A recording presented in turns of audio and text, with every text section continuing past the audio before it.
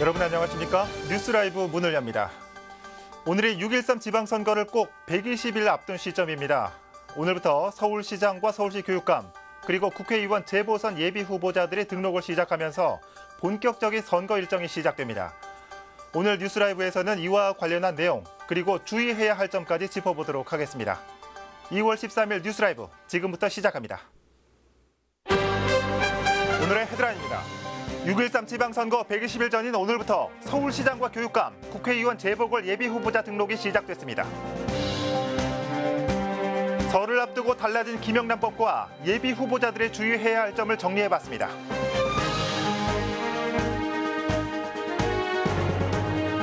위례동의 공사가 진행 중인 노인 요양시설을 두고 인근 주민들이 위치상, 절차상의 이유를 들며 반대하고 있습니다. 구로구 고척동의 영등포 교정시설 부지 개발에 대해 주민과 LH가 서로 다른 목소리를 내고 있습니다.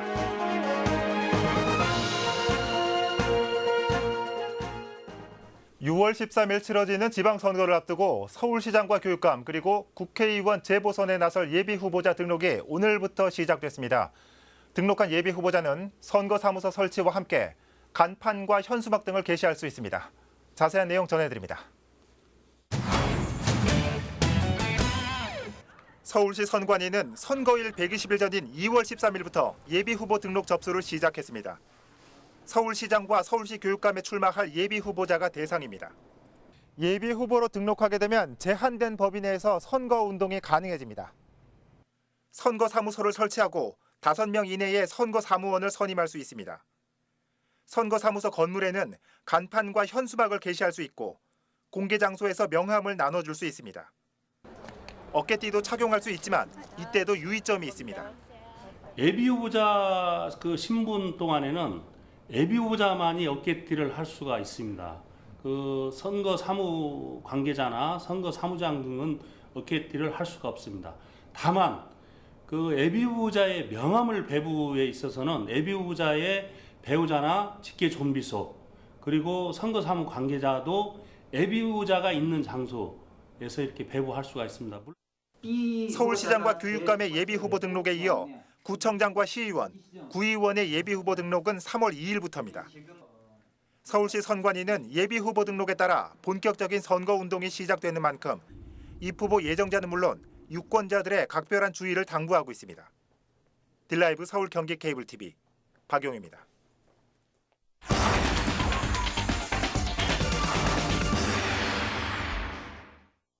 네, 앞서 보신 것처럼 오늘부터 서울시장과 교육감 그리고 국회의원 재보선에 출마할 예비후보자들의 등록이 시작됐습니다. 앞으로 예비후보자 신분으로서 선거운동을 할 수 있게 되는데요. 지금 저희 기자가 서울시 선관위에 나가 있습니다. 자세한 내용 살펴보도록 하겠습니다. 진기용 기자. 네, 저는 지금 서울시 선관위 예비후보자 등록 접수처에 나와 있습니다. 네. 자, 진 기자, 아무래도 오늘 등록 첫날이고 오전 시간이기 때문에 이 등록한 예비 후보자가 과연 있을까 하는 생각도 드는데 지금 이 시각 얼마나 신청을 했습니까? 네, 우선 제 뒤로 이렇게 6.13 지방선거가 120일 앞으로 다가왔다는 전광판이 보이실 겁니다. 예. 지방선거를 120일 앞으로 앞둔 오늘 예비후보자 서울시장과 서울시 교육감 예비후보자 등록 첫날인데요. 현재까지 서울시장 예비후보자 1명은 등록을 마친 상태고요. 지금 제 옆으로 보시는 것처럼 이렇게 서울시 교육감 선거 예비후보자 1명이 등록 절차를 진행하고 있는 상황입니다. 예. 이 서울시 선관위 관계자의 말에 따르면 통상적으로 이렇게 등록 첫날에는 이렇게 많은 등록 건수가 없다고 합니다. 시간이 지나면서 좀 많아진다고 하고요. 또 특히 이번 서울시장회 같은 경우에는 이 대물급들이 대거 출마 의사를 밝히고 있기 때문에 아무래도 등록 시기가 좀 더 미뤄질 거라는 전망입니다. 그렇군요. 자, 특히 요즘에 이 평창 동계올림픽 기간이라서 오히려 더 등록이 늦어질 거란 전망도 있던데 이건 무슨 말입니까? 네, 아무래도 지금 우리나라 최대 이슈는 평창 동계올림픽이죠. 그렇죠. 때문에 모든 이목이 평창으로 집중돼 있는 것이 사실입니다. 그래서 지금 예비후보자 등록을 한다고 하더라도 크게 집중을 받을 수 있을까 하는 우려 때문에 이 등록 시기가 미뤄지고 있다는 건데요. 예. 여기에다 앞서 말씀드렸듯이 이번 서울시장회 같은 경우에는 대물급들이 대거 출마 의사를 밝혀오고 있기 때문에 이 당내 경선도 치열할 전망입니다. 그래서 이 당내 경선이 끝나는 대로 또 올림픽 올림픽이 폐막하는 이후로 이 당내 이 예비 후보자 등록 시점이 미뤄질 거라는 전망입니다. 예. 자, 이 앞선 기사에서 이 예비 후보자로 등록하게 되면 제한적으로 주어지는 선거운동 범위를 살펴봤습니다. 구체적으로 유권자들이 알아야 할 정보들도 있을 것 같은데 좀 짚어주실까요? 네, 그 내용은 서울시 관계자와 함께 자세한 이야기 나눠보도록 하겠습니다. 지금 제 옆에 서울시 선관위 이홍택 홍보 담당관님 나와 있습니다. 네, 담당관님 안녕하십니까? 안녕하세요. 네, 우선 이제 본격적인 선거 운동이 시작이 됐습니다. 그렇기 때문에 이 문자를 통한 선거 운동도 굉장히 활발하게 이루어질 것 같은데요. 이 예비 후보자들이 문자를 통해 선거 운동을 할 때 좀 유의해야 할 점이 있다면 어떤 점이 있을지 좀 짚어주시죠. 예, 자동 동보통신을 이용한 문자 메시지 전송은 예비 후보자와 후보자 기간 모두를 합하여 총 8일을 초과할 수가 없습니다. 그리고 선관위에 신고된 전화번호 1개만을 사용하여야 하십니다. 특히 주의할 점은 예전에는 필승폰 등으로 20인 이하로 끊어서 발송하는 경우에는 자동 동보통신을 보지 않았는데 이제 법이 개정이 돼서 프로그램을 이용해서 수신자를 자동으로 이렇게 전송하는 경우에는 20인 이하라 하더라도 자동 동보통신으로 보게 된다는 점을 유의하시기 바라겠습니다.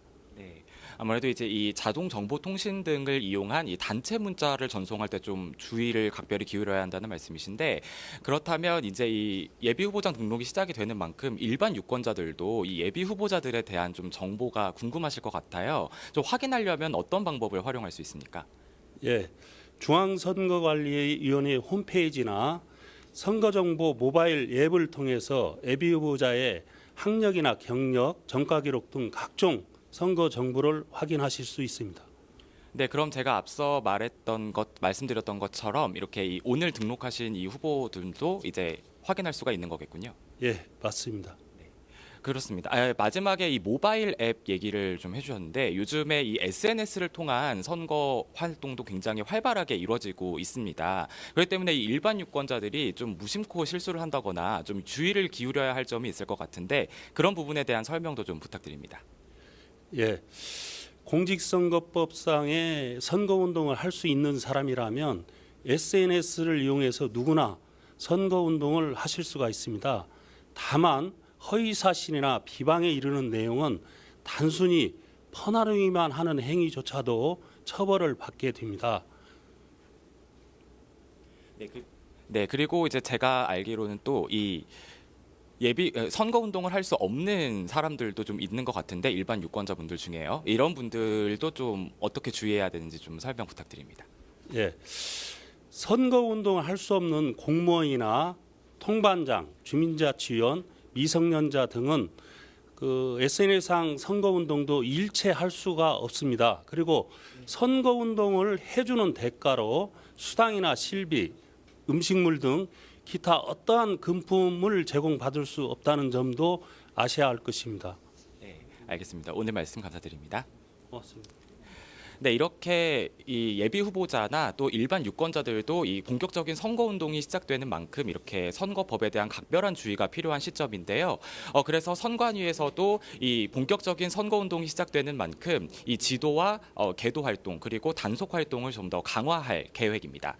지금까지 서울시 선관위 예비 후보자 등록 접수처에서 관련 내용 전해드렸습니다. 네. 이 공무원이나 이 통반장들은 이런 SNS를 통한 이 활동을 못 하는군요. 예, 몰랐던 사실입니다. 자, 진기훈 기자 잘 들었습니다. 네, 특히나 예비 후보자들은 민족 최대의 명절 설을 앞두고 더욱 주의를 필요로 합니다. 평소 명절 때마다 의뢰해왔던 것들이 자칫 선거법을 위반할 소지가 있기 때문입니다. 이와 함께 설을 앞두고 달라진 김영란법을 다시 한번 짚어봤습니다. 계속해서 진기훈 기자입니다. 민족 최대의 명절인 설날을 맞아 지인들과 정을 나누기 위해 준비하는 명절 선물. 하지만 부정청탁 및 금품 등 수수의 금지에 관한 법률, 이른바 김영란법의 적용 대상인 공무원과 공기업 종사자, 언론인 교직자 등과 선물을 주고받을 때는 주의가 필요합니다. 특히 김영란법이 개정되면서 달라진 선물의 상한액과 그 범위도 주목해야 할 부분입니다. 기존 김영란법의 핵심은 이른바 3, 50 규정으로 밥값 3만 원, 선물 5만 원, 경조사비는 10만 원을 넘길 수 없었습니다. 하지만 개정 후 경조사비가 10만 원에서 5만 원으로 하향 조정되고 밥값과 선물의 상한선은 기존 3만 원과 5만 원으로 유지되는 355 규정으로 바뀐 것이 개정 내용의 골자입니다. 특히 상품권과 유가증권은 5만 원 이하의 범위라 하더라도 선물로 주고받을 수 없도록 법이 강화됐습니다. 반면 김영란법의 시행으로 타격을 입은 농축산과와 화훼농가 등의 상황을 고려해 농축수산물과 원재료의 50% 이상이 농축수산품인 가공품, 그리고 화훼에 한해서는 10만 원까지 선물이 가능하도록 했습니다. 그렇지만 법 적용 대상자와 직무 연관성이 있을 경우 그 어떤 선물도 주고받을 수 없습니다. 직무 관련성이 있다면 단돈 100원도 안 되고요. 직무 관련성이라면 이제 좀 따져봐야 되는데요. 애매모호할 경우에는 재정 및 시행기관인 국민권익위원회에 자문을 받는 것이 좋겠습니다. 또 6.13 지방선거를 맞아 공직선거법도 유의해야 합니다. 입 후보 예정자는 선거구민 또는 지인에게 금품과 음식물을 제공할 수 없고 이를 받은 사람에게는 받은 금액의 최대 50배의 과태료가 부과될 수 있습니다. 명절 인사를 명목으로 이뤄지는 입 후보 예정자들의 식사 자리나 선물 등을 조심해야 하는 이유입니다. 설 명절에 가까워서 식사 자리나 선물 주고받고 하실 때 입 후보 예정자 분이 계시면 좀 더 각별히 유의해서 보시는 게 설 명절을 더 즐겁게 보내시는 방법일 것 같습니다.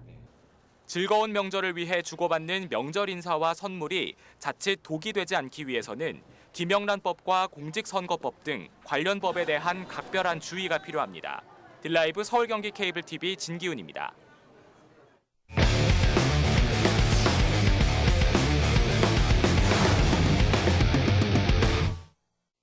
제가 나와 있는 이곳은 구로구 고척동에 위치한 옛 영등포 교정시설 부지입니다. 지금은 시설이 모두 이전해 보시는 것처럼 외벽과 철조망만 남아있는 상황인데요.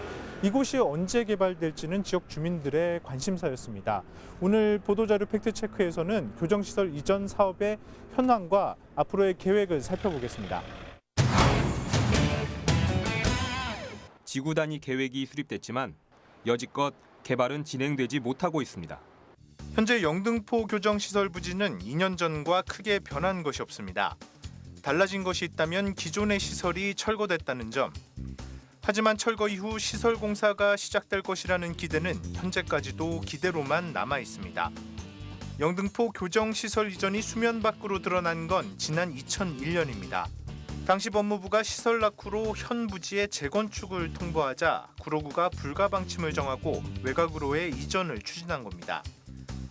이후 2007년 구로구는 법무부 그리고 이전 사업 시행대행자인 현 LH와 연달아 합의각서를 체결하는 등 이전을 본격적으로 추진했습니다.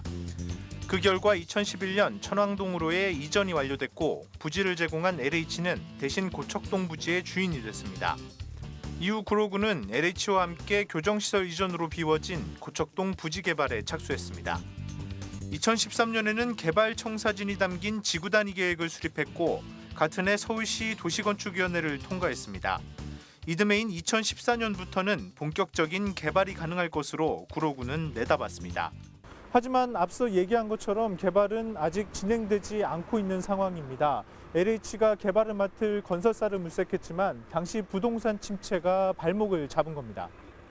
소유주인 LH와 민간 사업체 간의 개발 계약이 2014년 취소됐기 때문입니다. 4년을 넘게 기다려온 주민들은 실망감을 감추지 못하고 있습니다. 그런데 최근 교정시설 사업 추진과 관련해 긍정적인 소식이 들려왔습니다.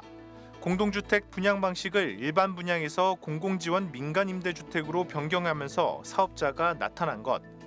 LH와 건설사 등이 함께 리츠, 즉 부동산 투자회사를 만들어 토지를 매입하고 이를 재임대해 아파트를 짓는 방식인데 건설사의 초기 사업비 부담을 줄여준 것이 주요한 겁니다. 부지 소유주인 LH나 건설사 모두 올해 사업 추진 가능성을 높게 보고 있습니다. 네, 정부가 바뀌면서 이제 뉴스테이 사업인데 이제 좀 더 공공성이 강화된 사업이라고 보시면 되죠. 그게 완전히 계약했고요. 중도금융법 하고 있고 완전히 소유권이 넘어간 건 아닙니다. 아직 아파트 착공 인허가 승인까지 났는데 조만간 이제 착공하게 될 겁니다. 지금까지 보도 자료를 통해 고척동 교정시설 개발 현황과 사업 추진 가능성을 짚어봤습니다. 이쯤에서 한 가지 더 살펴볼 게 있는데요. 제 뒤를 보시면 아파트의 벽에 대형 현수막이 걸려 있습니다. 사업 추진에 불만을 가진 주민들이 걸어놓은 건데 왜 반발하고 있을까요? 2000여 세대의 아파트 입주로 인한 교통체증과 주거 환경이 악화될 것이라는 우려 때문입니다. 그러면서 공원과 문화시설 비율을 높여달라고 요구하고 있습니다. 주민들의 삶의 질의 문제와 직결됩니다. 여기에 이제 수십 층짜리 아파트들이 올라가고 공원 면적이나 또 이제 공공시설, 편의시설 이런 것들이 한없이 부족한 상황이 되는 거고요. 공원 부지를 넓히고 그리고 아파트를 높이만 올리는 것이 아니라 기존에 이곳에 살고 있는 주민들의 삶의 질까지 보장할 수 있는 수준으로 같이 협의하면서 개발을 하자라는 주장, 요구는 당연한 요구이고 기피시설인 교정시설을 이전하고 이후 부지를 개발하는 과정에서 일부 주민들의 반대 의견이 나오자 구로구청은 난감해하는 분위기입니다. 구 입장에서는 주민서명회와 공람 등 수렴 결과를 진행했기 때문입니다. LH 역시 개발 계획이 확정된 상황에서 민원이 불거지자 난감하긴 마찬가지입니다. 주민들 의견도 저희들이 충분히 듣지만 그럼에도 불구하고 우리가 생각할 때 좀 수용하기 어려운 부분이 있어가지고 부분이 있습니다. 그럼에도 불구하고 주민들은 소통 부재를 지적하고 있습니다. 제일 이번에 중요한 건 저는 주민들이 목소리를 내기 시작했다는 거라는 거예요. 지금이라도 이 주민들의 목소리를 듣는 게 의회의 역할이고 구청의 역할이다. 지금까지의 상황을 종합해보면 영등포 구치소 부지 개발은 곧 진행될 것으로 보입니다. 이런 가운데 일부 주민들의 반발의 목소리도 커지고 있죠. 이쯤에서 마지막으로 제가 보도자료 하나 더 소개해드리겠습니다. 네, 지난 2010년 영등포 교정시설 이전 사업을 적극적으로 나서 성사시킨 구로구의 한 공무원을 당시 행정안전부가 행정의 달인으로 선정했다는 내용입니다. 당시에도 주민들의 반대가 있었지만 거듭된 만남과 설득으로 강제 집행 없이 진행했다며 이 공직자를 칭찬하고 있습니다. 해법은 여기 있지 않을까요? 지금까지 보도자료 팩트체크였습니다.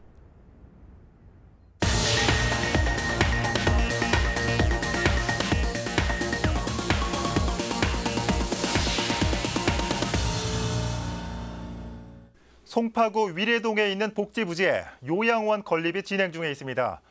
요양원이 들어선다는 걸 뒤늦게 알게 된 인근 주민들은 요양원 건립 철회를 요구하고 나섰습니다. 천서영 기자입니다. 송파구 위례신도시 복지 3부지입니다. 지난해 12월부터 요양원 건설 공사가 진행 중에 있습니다.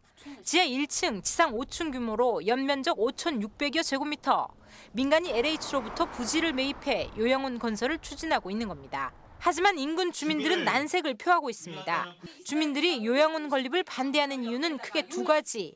본래 위례신도시 내 다른 부지에 요양원이 계획돼 있었다는 것입니다. 복지 이용지가 이 요양원 부지였습니다. 지정이 돼 있었어요. 딱 정확하게. 그리고 북쪽에 병원 용지 큰 용지 있죠. 지정이 돼 있었고 여기 복지 3과 복지 4는 용도가 지정이 안 돼 있었어요. 건축 허가상의 문제점도 지적됐습니다. 심사 당시 부서 간 협의 조건이 제대로 이행되지 않았다는 것. 당시 노인복지과는 요양원 건립과 관련해 주민 민원이 발생하지 않도록 주민 설명회 개최를 조건으로 부여했지만 사전에 설명회가 열리지 않은 것입니다. 주민들의 의견을 받아서 어떤 파열음이 없게 그런 과정을 거치라는 협조를 하게 됩니다. 해주게 됩니다. 협조를 이렇게 요청하게 됩니다. 그런데 건축과에서는 그 어떠한 요청, 주민들의 의견이나 설명이나 공청이 없이 바로 허가를 내주게 돼요. 그런 부분에서 주민들은 전혀 모르고 있었고. 이와 관련해 구는 요양원 건축 허가가 적법하게 진행됐다는 입장입니다. 주민 설명회는 필수 사항이 아니기 때문에 법적인 문제는 없다고 덧붙였습니다. 또 부지 매각은 LH가 했고 구청은 그와 관련한 허가만 진행했다고 강조했습니다. 시설도 그렇고 어떤 건축물이라도 법에서 어떤 주민 공청회 그런 거치는 법 규정은 없습니다. 한편 주민들은 구청장 면담을 추진하는 등 요양원 건립의 전면 철회를 목표로 다양한 행동들을 이어나갈 계획입니다. 뒤늦은 갈등으로 허가까지 난 요양원 건립에 난항이 예상되고 있습니다. 딜라이브 서울 경기 케이블 TV 천선입니다. 이번 설은 비교적 짧은 연휴 기간으로 귀경 귀성객이 몰릴 것으로 전망되고 있습니다. 서울시가 교통과 안전 등 5개 분야의 종합 대책을 내놨습니다. 송지현 기자입니다. 올해는 명절 연휴와 평창 동계올림픽 기간이 맞물리는 만큼 관광객 유입에 대비한 교통대책이 강화됩니다. 먼저 고속 시외버스의 운행 횟수를 25% 늘리고 시내버스와 지하철 막차 시간도 새벽 2시까지로 연장합니다. 이와 함께 심야택시 2,800여 대와 올빼미 버스 9개 노선 70대도 운행합니다.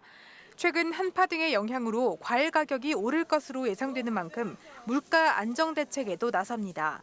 중점 관리 품목을 정해 가격 변동 추이를 파악하고 불공정 거래 행위를 단속합니다.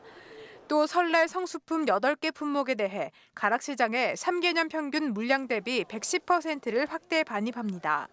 이외에도 설 연휴 응급 의료기관 67개소와 휴일 지킴이 약국 1,227개 및 120 다산 콜센터를 연휴 기간 중 운영해 갑작스러운 응급 상황에 대비합니다. 최근 반복 발생하는 화재 사고 방지를 위해 화재 취약 시설에 대한 안전 점검도 실시합니다.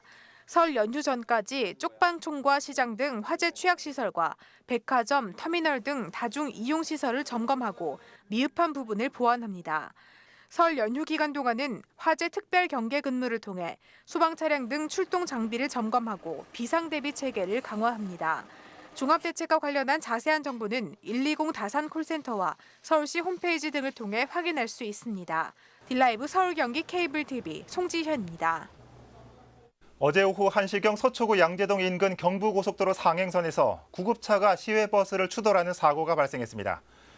이 사고로 구급차 운전자와 이송 환자 등 3명이 각각 무릎과 목에 통증을 호소해 인근 병원으로 옮겼지만 한 명이 숨졌습니다. 구조대는 3차로를 주행 중이던 구급차가 2차로를 주행하는 시외버스를 추돌한 것으로 보고 사고 원인을 조사하고 있습니다. 강남구 선거관리위원회는 오늘 22일 삼성 이문화센터에서 6.13 지방선거 입후보 안내 설명회를 개최합니다.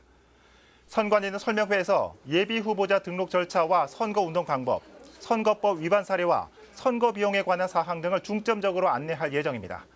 선관위는 구청장과 지역구, 시구의원 선거에 예비후보자 등록이 시작되는 3월 2일부터 등록된 사람은 제한된 범위 안에서 선거운동을 할 수 있다고 설명했습니다.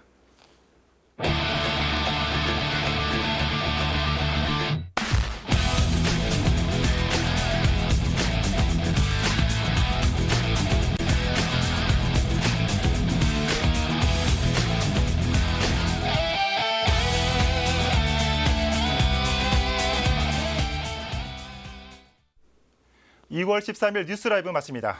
시청해주셔서 고맙습니다.